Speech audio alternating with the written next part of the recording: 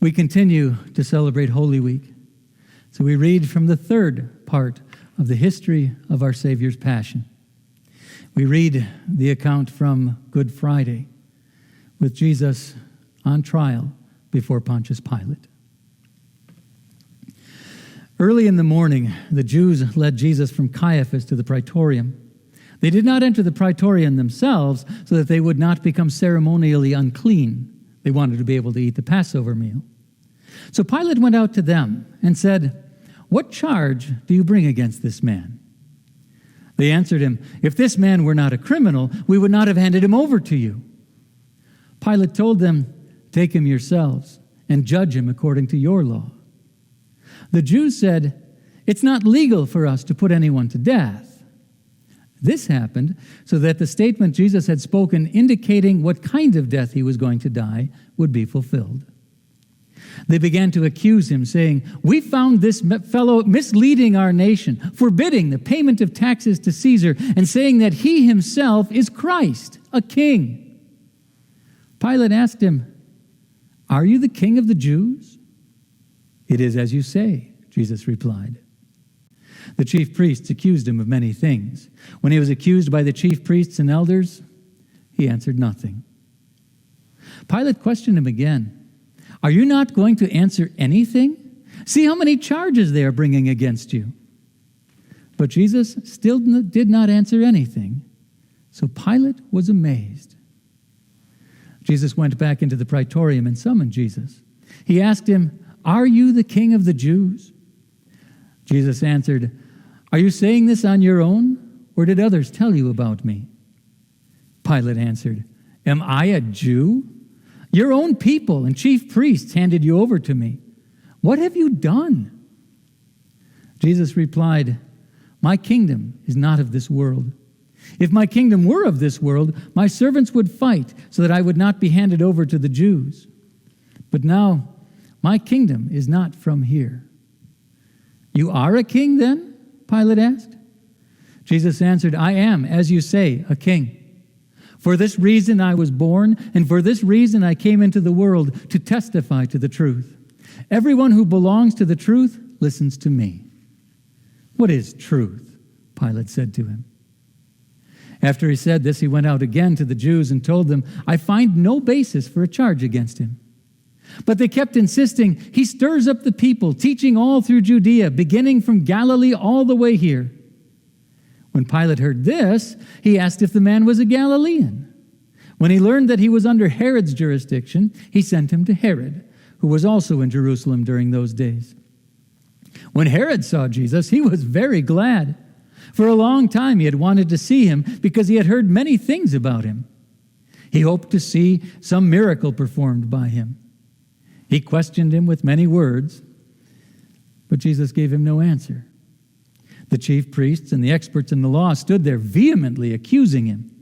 Herod, along with his soldiers, treated him with contempt and ridiculed him. Dressing him in bright clothing, Herod sent Jesus back to Pilate. Herod and Pilate became friends with each other on that day. Before this, they had been enemies of each other. Pilate called together the chief priests, the rulers, and the people and said to them, "You brought this man to me as one who is misleading the people. Look, I have examined him in your presence. I have found in this man no basis for the charges you are bringing against him. Herod did not either, for he sent him back to us. See, he has done nothing worthy of death. So I will have him flogged and release him." At the time of the festival, the governor had a custom to release to the crowd any one prisoner they wanted. At that time, they were holding a notorious prisoner named Barabbas, who had been thrown in prison for a rebellion in the city and murder. The crowd came up and began to ask Pilate to do for them what he usually did. So when they were assembled, Pilate said to them, "Do you want me to release the king of the Jews to you? Which one do you want me to release to you, Barabbas or Jesus, who is called Christ?" For Pilate, in fact, knew they had handed Jesus over to him because of envy.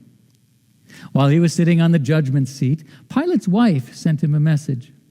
"Have nothing to do with that righteous man," she said, "since I have suffered many things today in a dream because of him." But the chief priests and the elders persuaded the crowd to ask for Barabbas and to have Jesus put to death. The governor asked them, "Which of the two do you want me to release to you?" They all shouted together with one voice, "Take him away! Release Barabbas to us!"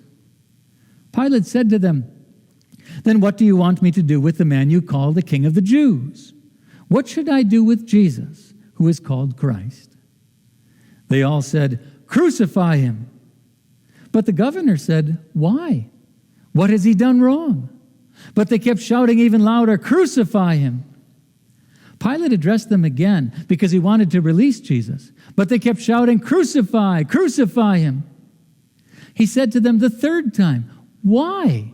What evil has he done? I have found no grounds for sentencing him to death.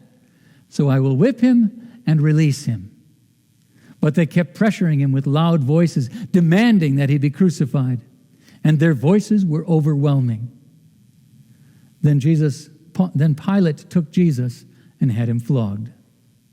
The governor's soldiers took Jesus into the praetorium and gathered the whole cohort of soldiers around him. They stripped him and put a scarlet robe on him. They twisted together a crown of thorns and put it on his head. They put a staff in his right hand, knelt in front of him, and mocked him by saying, "Hail, King of the Jews!" They spit on him, took the staff, and hit him repeatedly on his head. They also kept hitting him in the face. Pilate went outside again and said to them, "Look, I am bringing him out to you to let you know that I find no basis for a charge against him." So Jesus came out wearing the crown of thorns and the purple robe.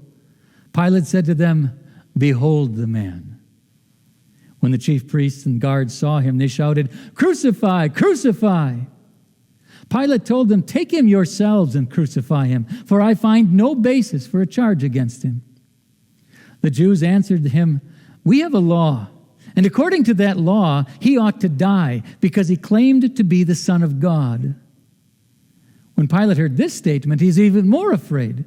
He went back inside the palace again and asked Jesus, "Where are you from?" But Jesus gave him no answer.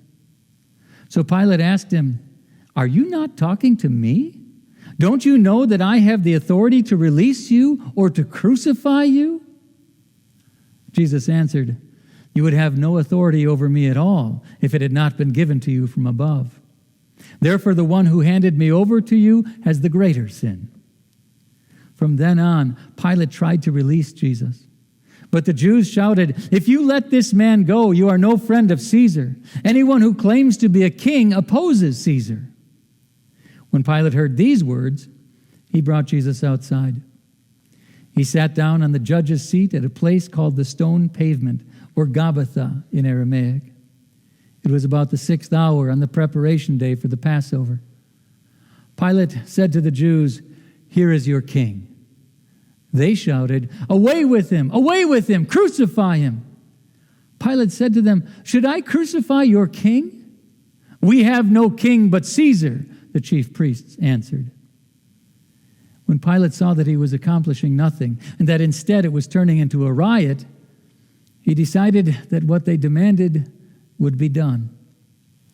He took water, washed his hands in front of the crowd, and said, "I am innocent of this righteous man's blood.